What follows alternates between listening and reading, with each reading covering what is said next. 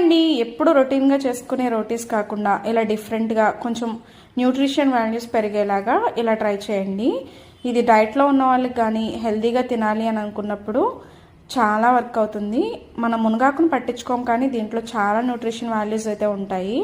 ముందుగా ఒక 2 కప్స్ గోధుమ పిండి, ఒక 1/2 కప్పు శనగపిండి, దీంట్లోనే ముందుగా తరిగి పెట్టుకున్న ఆకుకూరలు వేసేసుకుని దాంట్లో కొద్దిగా అల్లం వెల్లుల్లి పేస్ట్, సాల్ట్, కారం, మనం వాటర్ అడ్జస్ట్ చేసుకుంటూ చపాతీ పిండిలాగా కలుపుకొని పక్కన పెట్టుకోవాలి ఒక 30 మినిట్స్. దాని తర్వాత చపాతీలాగా ఒత్తుకొని ఆయిల్ వేసుకొని అటు ఇటు లో ఫ్లేమ్లో కాల్చుకుంటే మునగాకు చపాతీ అయితే రెడీ అయిపోతుంది.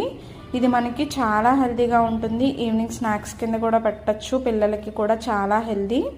మనం డైట్ లాస్ వీడియోస్ అయితే స్టార్ట్ చేసామండి. ఇప్పుడు నేను అప్లోడ్ చేస్తాను, చూడండి, కింద ట్యాగ్ చేస్తాను. అండ్ టుడే నా లంచ్ అయితే ఇది. ఇలాంటి హెల్తీ అండ్ టేస్టీ రెసిపీస్ కోసం మన ఛానల్ని సబ్స్క్రైబ్ చేయండి. Thank you so much.